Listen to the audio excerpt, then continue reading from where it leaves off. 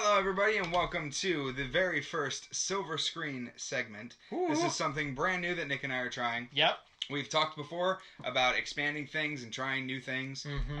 And if you've noticed, we kind of stopped talking about movies and Yeah. anime and stuff like that. So the Silver Screen segment is the first experimental thing that we're doing, the first branch off. Trying it out. Into Seeing how it movies. goes. Yes. So we're only talking about movies. For this. For this.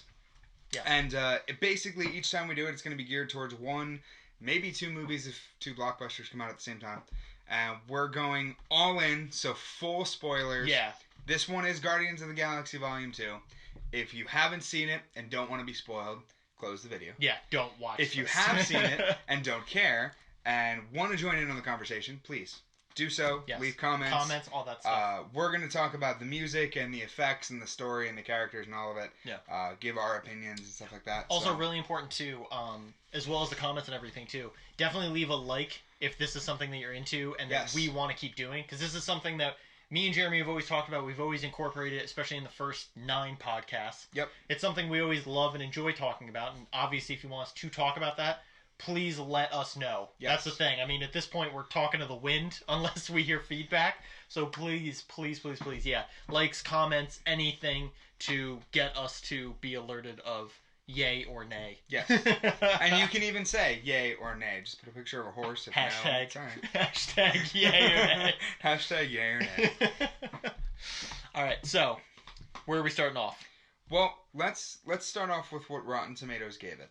We'll Okay. start there. Okay, that's cool. So we'll start off with the major review score. So Rotten Okay. Tomatoes, just like we do with games and we pick out Metacritic, Yep. we picked out Rotten Tomatoes for movies. Very appropriate. Mm-hmm. So Rotten Tomatoes gave it an 81% for the critic score, 90% for the audience score, which is decent. Oh, yeah. Decent, to Yeah. say the least. It's solid. Yeah. Yeah. So And what I can already say, like even for our opinion, I think already alone, is the fact that the user score is higher. yes. So Yep. cinematography wise, I could see them be more critical. Yep. But when it comes And we're to not actual going that fans- deep. We're No. going as moviegoers. We Yeah. take popcorn. But I with us. wouldn't say it's surface value either. No, I it's think not. we've definitely, like, you and me usually go more Yes. in. Because that was the other thing, like, super quick. Because we try to make these more concise too, by the way. Yep. Which I'm gonna have to apologize to Jeremy, because Jeremy's been like super on point about Yep. keeping this concise, but super quick. So you and me went with a friend of ours, Yes. and then also my significant other. So we went all together, and then sure enough, which is usually what happens whenever we go to the movies, is you and me were talking for a good 20 minutes, and both At of them were least. trying to at least drag us apart Yep. to stop talking about it. So now we're here. Yep. And now we get to talk, and nobody gets to drag us away. Yes. The clock might, but that's okay. Yeah. So it's all good. But yeah, all right. So we went over the score there. Yep. So let's start off with the beginning of the movie. Yes. Yeah. So the intro credits with ELO's Mr. Blue Sky Yes. crushes. It's so good. You have Baby Groot dancing around. Yes. Fucking It's- alien comes in.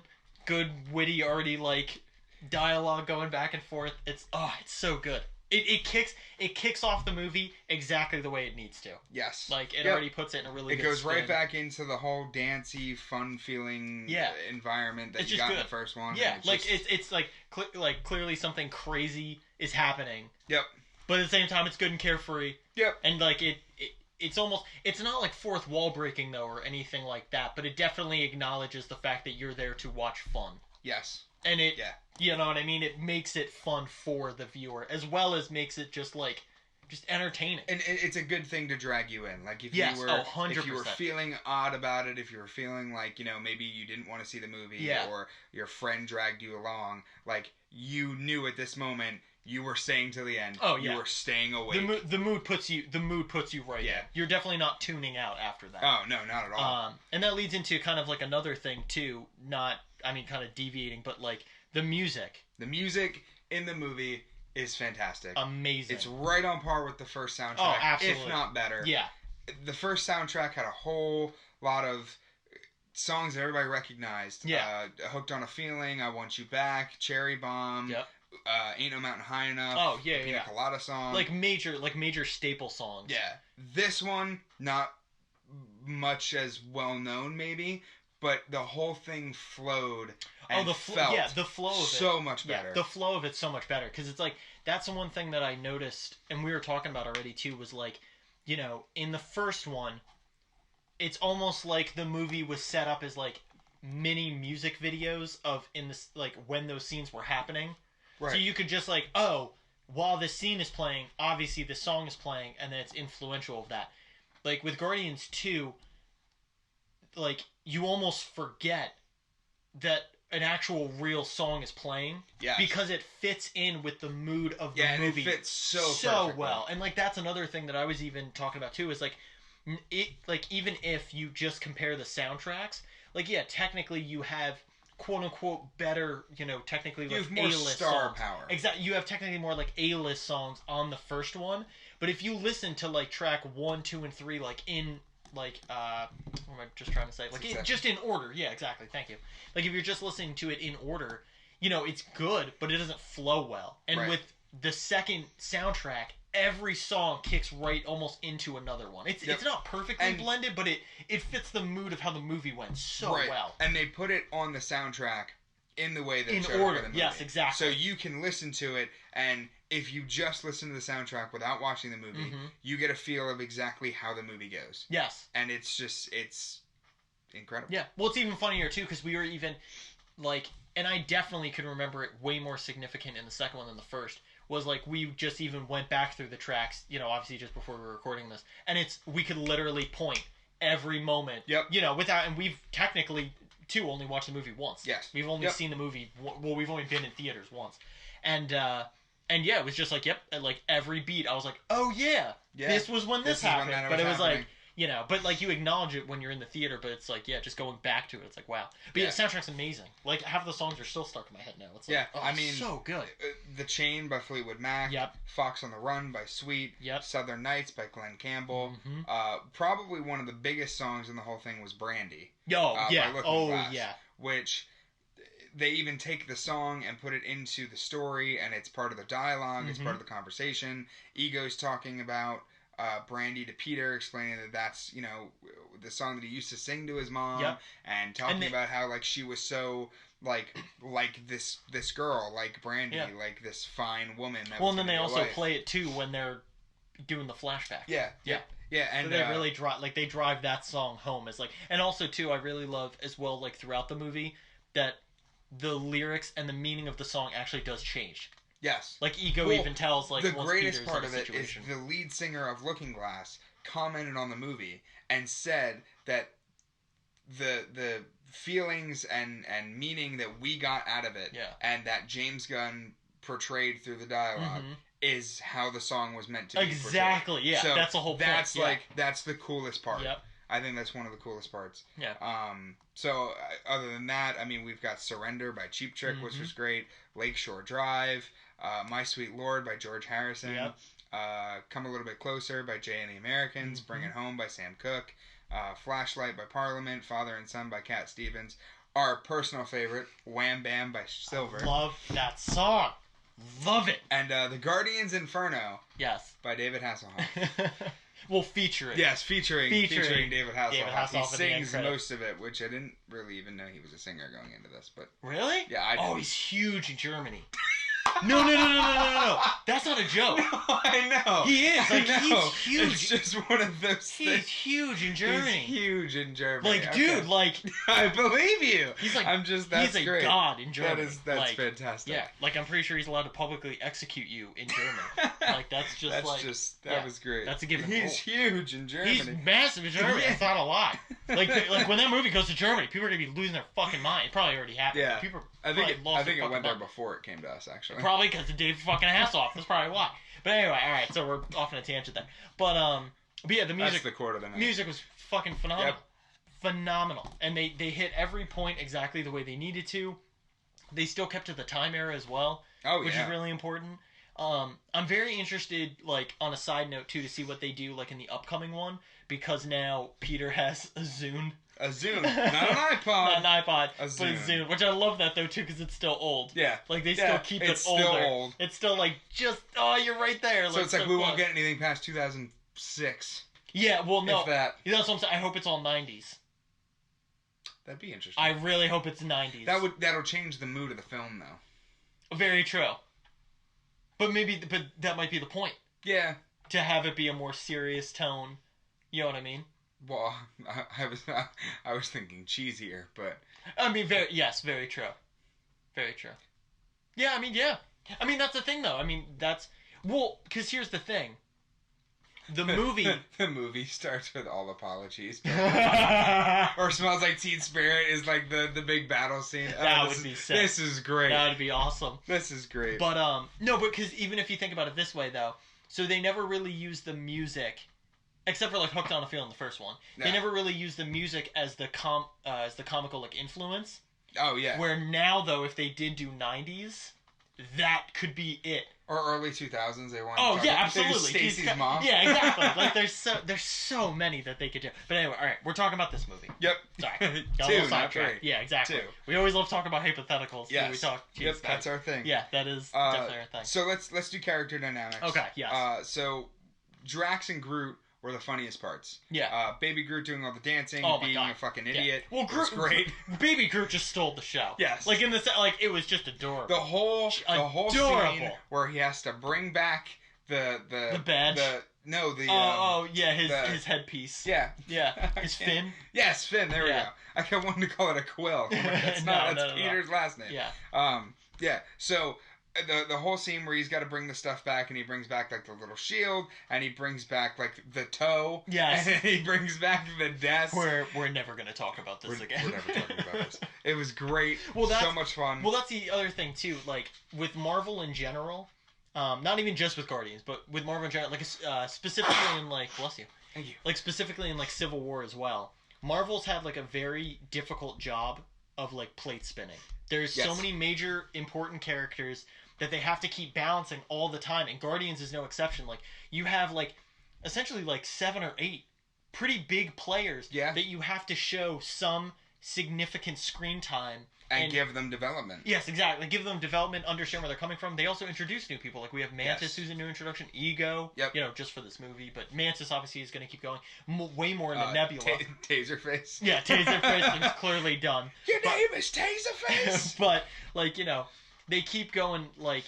They keep talking about like each individual character and stuff, and each have their moments, and it's great because like you can almost count each character has their own individual moment as well as a bridging moment with another character. Yes. So it's like almost each character at least has 2 to 3 significant moments. Like it really doesn't matter who your favorite character is in the movie. They're at least getting 2 or 3 significant moments throughout the whole movie. Yeah. Which is a huge feat to actually really accomplish and really do that well. What, 2 hours and 15 minutes? Exactly, yeah. And to do that well. Like there's quotable scenes from every character. Every character has a quote. Every character has in moments. Yeah. Not even just like a catchphrase, but it's like no, there's like scenes that are very important. Like and really that's the thing too, like now that I really think about it, every character has like almost kind of a sad embellishing moment too. Yeah. Like a sad self-reflecting moment. Like, Drax is with Mantis and at first it's funny. Yeah, and that whole dynamic is crazy. Oh, so good. Drax just I want being that to just so keep blunt. going. Just be like, oh, but you're so hideous. you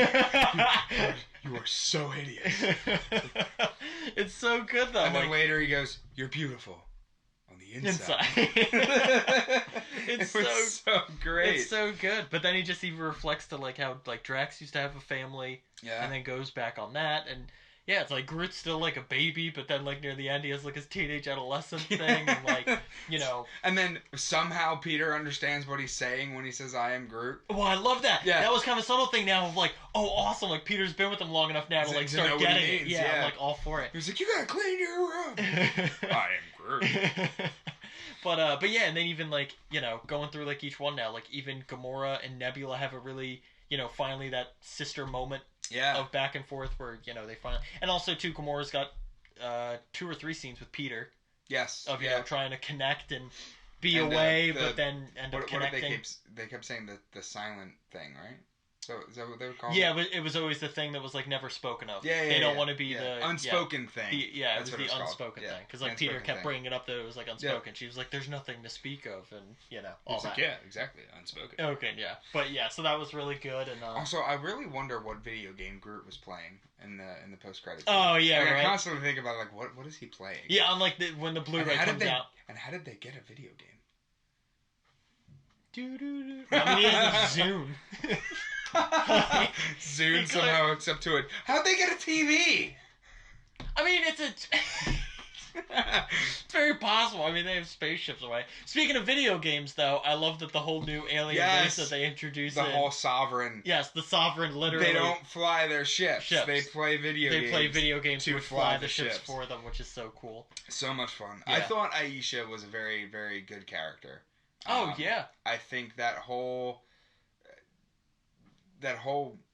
race is interesting. Yeah. And the way that they're portrayed, because they're portrayed very closely to the comics. Yeah. Of like super like high class, but and they're all very angry. Yeah. Well, and they throw in a little bit of funny.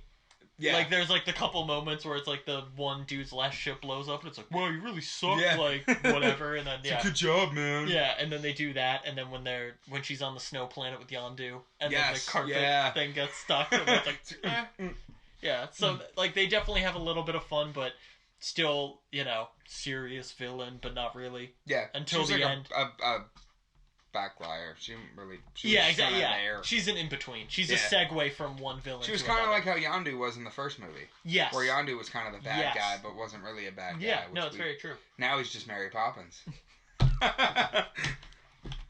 Which that too. Yes. If we're going over more characters, obviously Yondu has super big, like important screen time now with this one because of the end. Yep.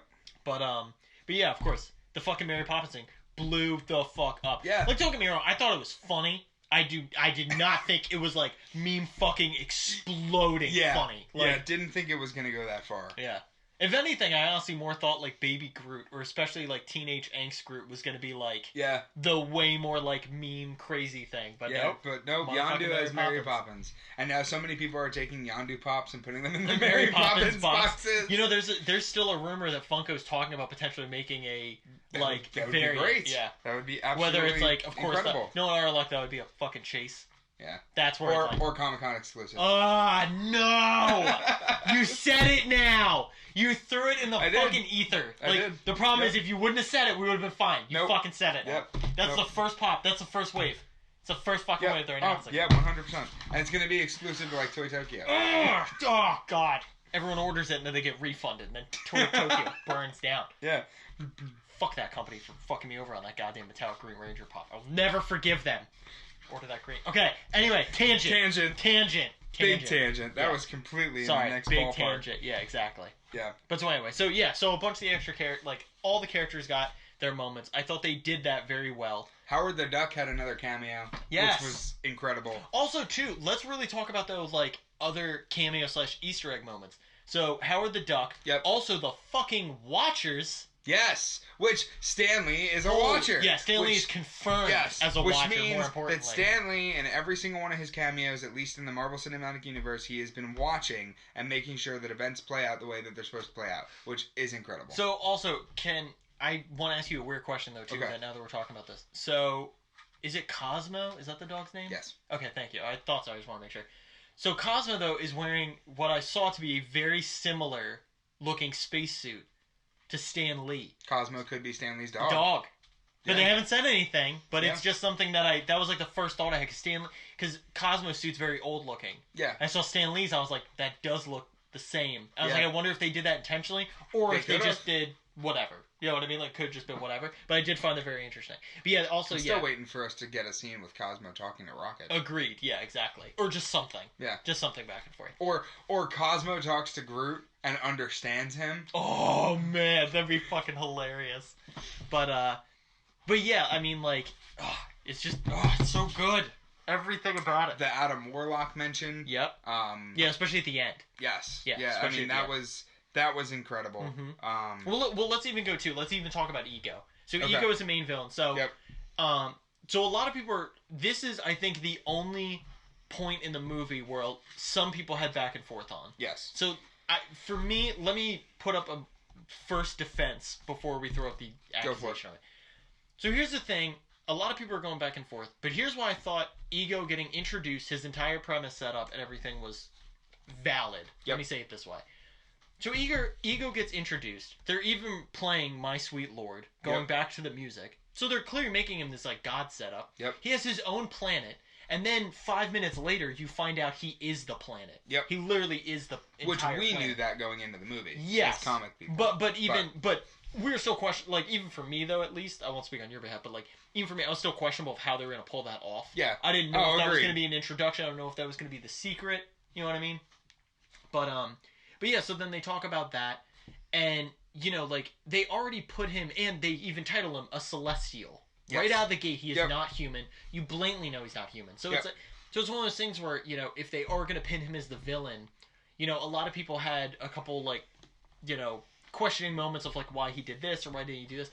But my whole thing is, like, he wasn't a human, so he's not going to think on the human race scale. Right. Because clearly he doesn't care. Right. And especially even later on as well, you obviously find out, you know, like, he gave Peter's mom the tumor. Yep. And, you know, and then obviously he also impregnated a bunch of other fucking aliens to try to have a bunch of other kids. So it's like, he clearly didn't, not even just the human race, he really didn't care about any race. He just wanted to essentially control the galaxy. Yep. You know and there's a whole bunch of different problems that people have with this. Yeah. So we're kind of going to debunk them a little bit. Most. So. And at least the major ones. And yeah. And still, at the same point, though, too, everyone's still entitled to their opinion. Yep. For people bringing up these points, they're not even necessarily wrong. No, they're not. It's just from two people who thoroughly enjoyed it. Yep. To people questioning, well, these are obvious things. It's easy to get these out of the way. So a lot of people were angry that Ego was an old man. Mm-hmm. But he's millions and millions of years old. Yes. And he, in the flashbacks with Peter's mom, was a younger dude, and now he shows up and he's this grizzly old man. Mm-hmm. And there's two ways to debunk that. One, he said that he had to come back to his planet. It could have been that he started aging because he wasn't on his planet. Bingo. Two, Peter's 35. Yeah, exactly. He's going to expect his dad to be old. Yes. So, in order for Ego to portray himself properly, he's going to have to look older. Older, yeah. Going off of that, a lot of people were like, okay, well, in the diagrams, why is he wearing the same jacket? Why is he a human talking to a turtle race that he's going to go have a kid with? Yeah, exactly. That's just so Peter can understand what's happening. They're not going to show a turtle fucking another turtle in a diagram. Like, he changed it. So when he does the whole thing saying, you know, I made myself into what I thought life would be. Yes. He didn't make himself human. Yeah. But he's human for Peter, so Peter's on a personal level. And no, that is never explained in the movie. But through context clues and through trying to put things together. It's very basic. Yeah, and I mean, makes sense. And to be honest, it's not even... Because I totally agree with what you're saying. And it's like, don't get me wrong. Yes, we're a tad biased because we have read the comics. Yep. Like, and not every fucking Guardians of the Galaxy comic, but we've read a majority. Yep. And it's one of those things where it's like, yes, we did know kind of what we were getting into with it, but from like going in, and what I usually do, especially with like Marvel-esque movies, especially like, what I usually do, let me even back up. What I even do with like superhero movies. Yep. Any type of movie that especially has a comic book adaptation, I mentally kind of clear out the catch of like stuff I still have in it. Because I'm only going to get pissed if it doesn't fit the bill of what I think. And sometimes it's different and better. Or at least just as good. Yeah. But with this one, it's like, you know, they still stuck to the material very well. Yep. And yet again, it's like not even understanding comic stuff. Just from, yet again, it's like just taking the extra mental leap of him explaining how Ego works. Yep. And him already changing shape. I mean, he turns into David Hasselhoff for 5 minutes just to go, I thought this original appearance would appease you. And that was another problem people had. Yeah, but that's why David Hasselhoff wasn't... He shouldn't have been recognizable to Peter because Peter knew him as young Hasselhoff. Yeah. And he shows up at 60-somethings. I just think... my whole thing is with this, yes, agreeably, that does make sense. I'm not going to argue with that, but here's the thing. Why? It's a movie. Well, not even that, but like just even in this sense. So obviously, for that scene, you're going to have David Hasselhoff guest star on that spot. You're going to have that like surprise appearance. Right. So what are you going to do then? Do like you did in like Tron Legacy, where you're going to CG half of him to make him look younger? No, fuck. I mean, you could have, and it could have worked. Yeah. But it's like, why then the fuck actually have him in when you could have just fake CG'd him? Yeah, exactly. But it's like, it's more impactful to actually have him in for a minute. Right. And also, by the way, too, it's not like they dwell on it. That scene is like 10 seconds. Yeah. You literally see him for a second and then blip off. And a lot of people were saying, oh, well, in Thor the Dark World, Loki turns into Captain America. I'm like, yeah, but he's got dialogue and stays there for a good 10 seconds. Yeah, exactly. This is, hi, Literally. David Hasselhoff, done. Back in. That's it. And he's Like, still ranting. It's not even, like, Yeah. it's like in the middle of a rant. It's not like just for and the speaking occasion. of the whole CG thing, Mm-hmm. Kurt Russell being younger was 90% practical effects. Yeah, oh yeah, I Which- believe that. That's incredible. Yeah. Like, Well, because they didn't want it to look fake. yeah. And I mean, even the CG work that they did on Michael Douglas and Ant-Man, making him younger. Yeah, Like, yeah. even that wasn't that noticeable. No. And Carrie Fisher and... Well, dude, even One. oh my gosh, even well, yeah, Carrie Fisher, Rogue One, and then even too, Robert Downey Jr. Oh, yeah. in yeah. Civil War. Yeah. Oh my God, it's like wow, like they blended those scenes of other Very movies, well. like oh my God, amazing. But yeah, so going off though on Ego, it's like a lot of people have issues with it, but it's like if you're just enjoying the material and understand where the villain's coming from, it makes sense. And also the thing too, like I don't want this to sound as like an insult to it, but it's like Ego's concept and his villainy is very surface level. Yes. What makes the villain more impactful is his relationship to Peter. Yep. And that's what takes it to that next level. Oh, excuse me. And it's like that is what I feel like people were not focusing on. It's like, oh, well, like, yeah, he's a surface level villain, so he only has this. It's like, no, you're supposed to get that he is surface level. It's a common problem. It's a one movie shot villain. Yeah. He's not. It's just like how Ronan was. Like, Yep. Ronan has a relationship He's with. not there for the whole thing. Exactly. He's not Thanos. He's not the full scale. He hasn't been plotting anything for decades. It's like, And no, he the other impregnated thing chick a lot and of left. people were having issues with is that why didn't he just go find another Celestial to do the deed with, instead of impregnating all these people and trying to find a kid. It's like we don't even know if there's another Celestial. Well, there are, and we kind of know that because we've seen him in The Collector. Yes. When they do the thing with the Power Stone. Yes. But Ego might not know that. Well, And Ego never mentions other Celestials. Well, here's the other thing, though, too, and I think we were talking about this part as well, because that is definitely true. But also at the same time, even if he did meet one, who cares? Yeah. Why would Ego, the whole even important point is, Ego doesn't want to be an equal with someone. Right. He wants to rule over everyone. Even Peter, his own, his own son, Yeah. who has even the potential same powers, does not want him to lead with him. Right. He wants to use him to then gain control over everything. Yep. That was his ploy the whole time. Even when he has Peter, helping, he's still under his control. It's not even like he really wanted him, you know what I mean? Like, he keeps persuading him, even in my mindset there. And yet again, it's technically a hunch you have to make. But even in my mindset there, it was like, oh, he plans to never actually be, like, a father to him. Yeah. He purely just wants to use him. Like, that was pretty much set out of the gate. And that's even another thing. I mean, that kind of talks about what we were even talking about before, with the whole, like, Brandy being a whole different message throughout. You know what I mean? Like, even when Peter and Ego have different like when they have their first conversation, the song's playing, they talk about that it's this way, and then his mother is the sea, and but then the whole moral of the story changes and everything else. Like, once Peter figures everything out, it's like, and then so. And even, like, Ego's ending scene, like, I even heard people, and this is what, like, this I just couldn't even understand. Like, this I couldn't wrap my head around, but it's like, people were like, oh, well, like, Ego's a god, and you're telling me, like, his brain is just in the center of the planet. When, like, his brain dies, he dies. It's like, yes, he's a fucking planet. Yeah. Like, how else would that work? Yeah. If he's a planet, obviously go to the core and destroy it. Yeah. How the fuck else is it gonna work? What is his brain on the outside? That wouldn't make any sense. Like, why would your most vulnerable part, like, essentially, if, like, you were a planet, why the fuck would my weakness be on my shoulder? Yeah. Like, why would that even make sense? So I heard some people complain about that, and I was just like, now it's just getting absurd. But another funny complaint that I've heard that I actually do think is funny. It's a valid question. Okay. Oh, I'm interested for this one. How does Peter find the AA batteries for his Walkman? Who even says he's using AA batteries? This is true. He could just be doing some weird And electric how is circuit he going to charge his Zune? That's going to be the big question. How does he charge the Zune? That's the $1 million question. Yep. Yeah, because I doubt his ship is built with a Zune charger. Zune charger USB thing intact. Maybe they just make one. Yeah. Rocket's pretty good at that. It is the future. Yeah. Well, No, it's space. Well, yeah, I don't know. It's space. Space, future, all the same thing, Yeah. I guess. It's science fiction. They have talking raccoons. Yeah, exactly. It's Like, cool. it's science Talking fiction. trash pandas. Yeah, it's science fiction. You watch your mouth. Hey, I didn't call him That's a trash very panda. true. That's very true. Peter Quill called him a trash panda. Mm-hmm. And then told him it was a nice thing. And then said it was worse. Okay, so if we're going to talk about quotable things, let's get the elephant fucking out of the room, then. Goddamn. Mary Poppins, Mary y'all. fucking Poppins. So, I mean, that blew the fuck up. Like, when we saw it in the movie, it was like, oh, awesome. But holy shit, is it Meme Town City Yeah. right now? Which, I would have thought the trash panda things was more of a meme.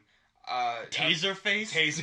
I really thought Taserface Taserface was going to take off. Yeah. Like, especially how funny they make it. Jesus Christ. I really thought it was going to be that. Or anything Groot related. Yeah. Because But Groot was not- so not big in Mary the first one, but Poppins. it's Yondu clearly's got the spotlight in this one. Yeah. It's probably because of this whole death scene. Yeah. It's probably, because that was, they did that so well. Yeah, that was another thing that I saw problems with, though. People were like, how do they get fireworks in space? I'm just like, Shut are you the fucking fuck kidding up. me? You're Are shooting- you fucking kidding You're shooting me? fucking laser beams. Like, get the fuck out of here. Like, what? Yeah, that was Like, another big how do you problem I shoot saw. fireworks? How the fuck is there a weird thing that you touch and then they can breathe in space? How the fuck Yeah. does that work? Who cares? It's science fiction. Like, that's like someone How going do to you Star implant Wars. a fin into your head and then Yeah, whistle control a dart? Exactly. It's like, then you're going too much. It's like, that's not what the movie's about. Yeah. It's clearly, like, that's even, like, it's just like how we talked about at the beginning. The tone is set for fun. It's a fun overall Here's a real movie. question, though. Okay. If Sylvester Stallone is Stakar, who is Rocky Balboa? Well, they haven't, so they said that Knight Rider's a thing, Yes. but they haven't said if Rocky's a thing. No, they did. Did they? In Captain America Winter Soldier, Rocky and Rocky 2 are on his list of things to watch. Oh, along that's with true. Star Wars. That's and like true. a bunch of other stuff. Yeah. That's But very I true. read that there was supposed to be a line in the movie where Peter was going to look at Ego and say, "Man, you look a lot like Kurt Russell."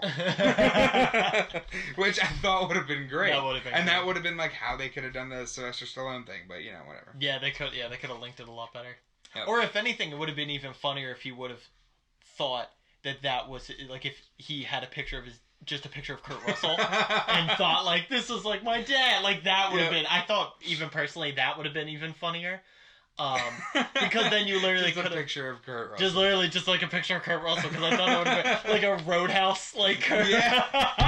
That'd be great. Or no, it's Patrick Swayze. Shit, I'm like, Oh, fucking yeah. Fuck, I'm mixing up people. But like, that would have been so funny. Like, oh my god, I would have like busted up man. with shit like that. But yeah, but no. But going back to Yondu, so like, I think like his whole character arc and everything was great. Yeah. Like, you know what I mean? They wrapped it up well. They gave him a lot more problems. They really put, Peter as like his official, dad. Yeah. It's not just about who your father is. I'm your daddy. Yeah, I'm your daddy. It was good. It was really touching. well done. Yeah, that's all I'm saying. It was good for a character who's like usually a badass and doesn't give a fuck. It's very, and then even Yondu with Rocket going back and forth and saying that they're both always the assholes, but it's like they're the ones that are most vulnerable. That's why they're the assholes all the time. It's like it's so true, and it's just It's so good. It was so good. it really was. It really, like, from top to bottom, is fucking amazing. I So- literally can't talk up the movie enough. What do we give it? So, you and me are talking it over. Yep. Right? So, we're giving it a 9 out of 10. Yep. Like, fucking watch it. Yeah. Please watch Yeah. it. Anyone watch it. I honestly... And if you've watched this and haven't watched it, I might be mad at you. But it's all No, see, I'm not mad. No, because see, we were actually going back and forth on this, because we were actually talking about like if we should go into full spoilers, but it's like I think the full spoilers thing though is like prevalent just because it's like I don't like not being able to talk about a movie without talking about everything. Yep. Because then you can't talk about the fucking movie. Yeah. Oh, yeah. You can't like that character interaction with that dude, the well, guy. because, well, and also Great. too, and like, don't get me wrong, there are people that obviously do movie reviews with that in mind and Yep. do an amazing job. I'm not Yep. trying to down credit people that do that, but it's like Fight Club's a great example. It's like We don't talk if about you Fight don't, Club. if you I had the opportunity. if you I don't, took it. if I you prevailed. don't talk about the ending, all you're talking about is all you're really getting from someone is just someone, no matter who it is, just saying watch it. Yep. And you can only get so much inflection out of from that, that. yeah. Yeah, exactly. So, but yeah, 9 out of 10. could not talk it up. Like, even personally, I'm still even debating on giving it, like, a 10 out of 10. But, like, I'm giving it a solid 9. Yep. There was, like, a couple scenes that, like, even we were talking about after the fact. Like, I wish, and even, too, like, let's even talk about the ego thing. Maybe they could have explained that a little bit more. Like, just even like, maybe an extra sentence or two to clarify all the naysayers. You know what I mean? Maybe have, you know, like, obviously the Baby Groot scene where he's getting the fin is, like, really funny. Yep. But, like, maybe cut it down, like, a little bit. Because that scene went on for a little, like, not too long, but just a little bit. Like, it was, like, good. Yep. And Groot was the only one who could have taken it that far. Yeah. No other character, funny enough wise, could have kept it going. I loved Groot. Oh, that's what I'm saying. It's fucking amazing. But, I am Groot. I am Groot. I am Groot. No! No! That's the button that's gonna kill us all! I didn't like have any tape? And then see, Peter goes around and asks everybody, does Yondu have any tape? No, did you ask him? Yeah, I don't believe you. Yeah. But I even love how you were going to say it too. Of like, Rocket's he's crafty. He could like make the charger for the Zip, but he doesn't have tape. He doesn't have tape. He doesn't have tape, so how good if anybody's going to have any tape, it's you! But yeah, it's just so good. And it leads up into the whole Marvel Cinematic Universe well. It's fucking great. It's just, you gotta watch it. Fun. You have to. It is so much fun. It's fun. It's super fucking enjoyable. It's impossible for you to not watch it and have a good time. And the best part is too, throughout the movie you're gonna feel something.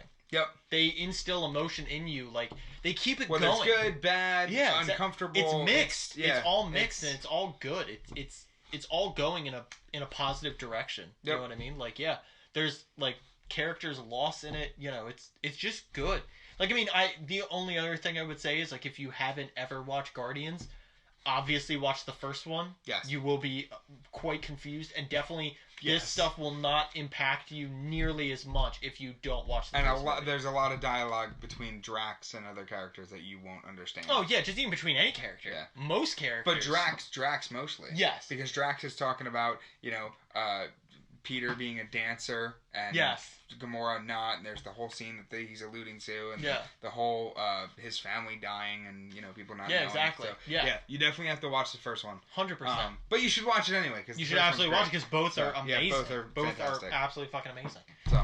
So I think that's gonna wrap up our first go at this one. Yeah. So yet again, guys, I know we talked about it in the beginning, but definitely please leave likes, comments. Yep. Please let us know what you think. Exactly. Please let us know how you're feeling about this because we'd love to continue it, but we don't want to waste your time either. Yep. So this is something that we're trying to take a little bit extra time for to get the message across. Also, we just really love talking about movies, so this is a fun thing for us as well. So like I said, definitely leave the feedback for it. We're all appreciative. Yep. And we'll see you guys in the next episode. Yep. All right. Bye, everybody. See you.